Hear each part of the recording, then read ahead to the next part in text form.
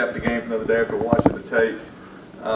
First of all, let me say that very, very pleased with our team from that was a team win.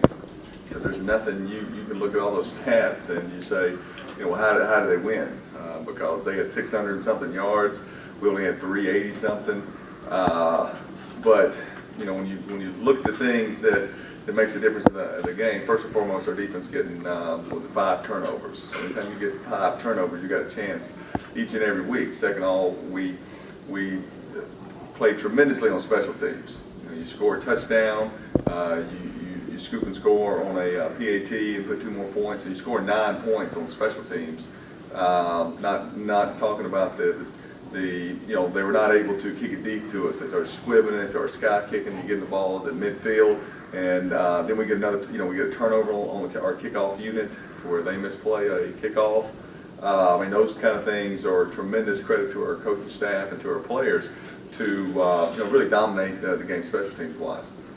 Okay, so that I'm very, very pleased of. Now we understand that you can't give up 600 yards and expect to win every week. You can't rush the ball for 30-something yards or whatever it was this week, I think something like that, and expect to win each week. Okay, but I do know this: with the amount of injuries that we've had, and we'll address that in a minute. We've lost 5 starters since the first game. Each week will shake out differently of how you win the football game, and so our coaches are working hard at that, and our players are have a lot of resolve, and I'm proud of them to be at this point, to be 4-2. One of the losses is to quality East Kentucky team. The other one's to a team that's 6-1 right now, Northern Illinois. But that's not where we want to end the season. We still got 5 games left, and obviously got a very quality opponent this week. All right. I'll address the Fred Fanoy issue. Obviously we're very excited that that he's okay. All right, that first and foremost. We talked to him today. Martin and I did in the staff room on some FaceTime. He's in Vanderbilt having surgery. He's probably in there right now, ain't it, Bart? To fuse some vertebrae together, which he's going to be okay. He's going to be fine. He's going to have a normal life as far as football is concerned. We're not even thinking about that. That's something way down the road. But he is a quality person, and very blessed. He didn't have his head down. It was a good form tackle. Just kind of didn't quite have his feet underneath him as he would have liked to. He was fighting off of a block, and just a very misfortunate something that happens in this game. So our thoughts and prayers with his family, and he means a lot to us. All right, any questions? What's the status on Tevin? Tevin should be back this week, so that's good. That was very, he's one of those guys I've counted in the 5 because he's missed, basically, with the 2.5 games, Bart, so that makes it difficult on us. Makes it very difficult. He's a quality player, so,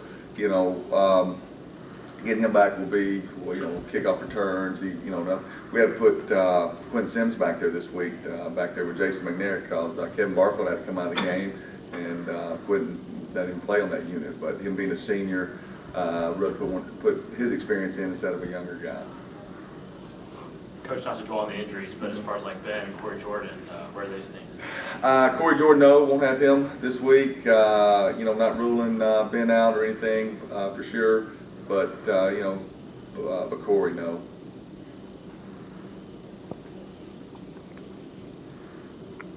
You talked about the defense. Obviously you got a lot of turnovers. Right. But gave up a handful of yards. Calling the stats from Murray State, they got a quarterback whose completion percentage is really a little ridiculous. He's not throwing hardly any incompletions, no interceptions, anything like that.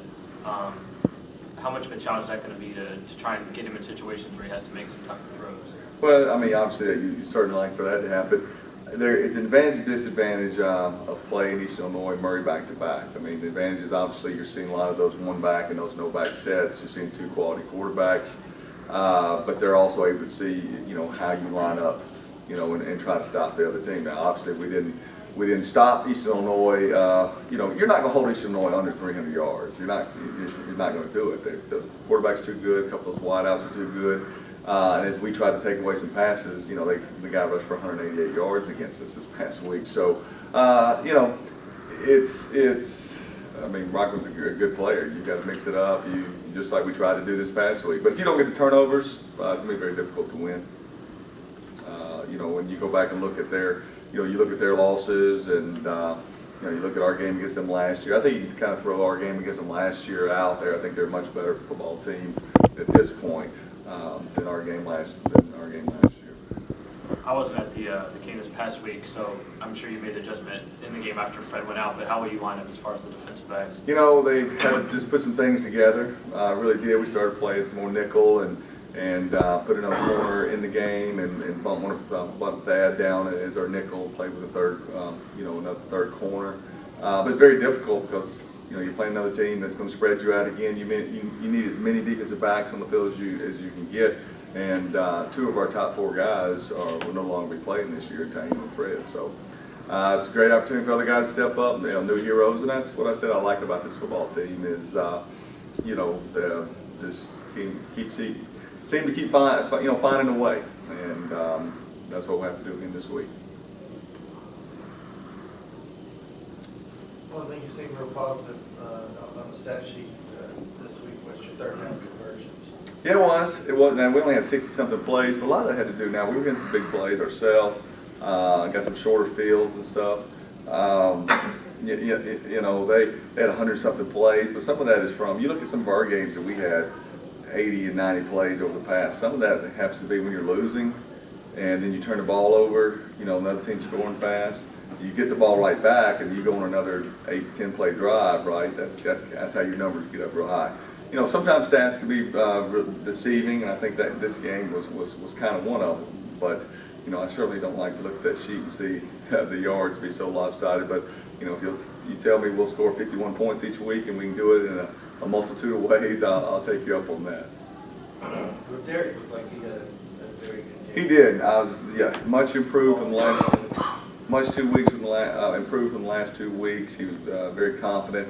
There may have been 1 or 2 throws, that you would, that you'd say, I wish bad read. Let's go the other side with the ball. But he played very confident. And we changed some things up this past week as far as spreading it out a little bit more.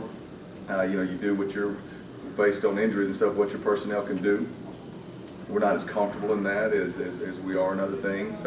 But we'll be week to week as far as what kind of game plan we put together, how we're going to attack our opponent. This isn't, when you looked into the season, you said, okay, what do we want to be on offense, what do we want to be on defense? This is certainly not, the results are getting there, but how we're getting there is not how you would draw it up. But that's what's so neat about this game is that with the physicality and the injuries that come into play, everybody in the country's having to deal with that. I think it's, like I said, a credit to our players and our coaches that we, the last couple of weeks we've almost had a new offense weekly, and that's a lot on those kids to be able to try to comprehend and execute on Saturday. And then on defense, when you have to start shuffling guys around that aren't used to playing there and stuff, that's very difficult. Coach, since you've been at Martin, have you had a year where you had to make this many adjustments Never. at this point? Never. In 7 years as head coach, this is the most injury-ridden season that we've had, and we've always lost guys here or there, but not for. Let me say, not as many starters, I guess, as far as what we're talking about today. We've always had our share, just bad luck here or there, but never as many significant guys that are, Ben Everett's preseason all conference. Tevin's, what we think of him as a running back. Taina's was an outstanding corner. Corey Jordan was the guy we were kind of building the offense around a little bit because of how multiple he can be. Because he's 220 pounds and can play tight end, can play wide receiver. And then Fred, had 10 tackles before he goes down with a fumble recovery and a fumble knocked loose. So never had as many significant contributors to our team be down. Coach, I know you're not a mind reader or a psychic, but was there a time on Saturday afternoon when you knew the Skyhawks had that game in control and it was going into W column? Yeah, you're always worried about them being able to throw it. I'm one of those guys that when I look at the scoreboard, I say, okay, we're only up by 13. I guess sometimes I can be, I think a worst case scenario. Okay, 2 touchdowns, we lose by 1. But I really, to be honest with you, felt like that we had the game in hand. especially in the second half. I just did, because I felt like we could go back and throw the football and make some things happen if we needed to, if it had got within, the 2 scores. So, and that's taking no credit away from them. They're a good team, but if we'd have turned the ball over, once or twice, then I would, probably would have changed the outcome of that game in the second half. You talked about Carr being more confident this week. Where did that come from? It's a combination of things. I think one, that defense we played was giving up some yards. I mean, you look at their statistics. People had moved the ball against them, but you have to usually score so much, that it goes unnoticed to beat them. So I think it was a combination of the raised level of play, the structure of the defense they were playing was conducive to allowing us to throw the ball, and then we gave them a lot easier throws this week than I did against Eastern Kentucky. And, I've got to take the blame for that. I asked him to throw the ball down the field too much against EKU, and it bit us. The race has tightened up, the OVC race. You see, I guess Tennessee State, sitting there 6-0. Are they 2-0, Joe, or 3-0? They're 2-0. They're 2-0 in the conference, but they only play 7. As y'all know, we all play 8. The team that they don't play is East Illinois. Yeah, the team so that's tough on everybody, but it's still, it unfolds. We'll have the same conversation next week after who wins and loses. All you can do is, we got 2 games till we get to our break, till we get to our off week. 2 games on the road in Murray and Southeast Missouri. So we could be sitting here answering questions about, hey, the stretch drive, final 3 games, or what are you going to do to get back in in the race, etc. So important week of practice, important game.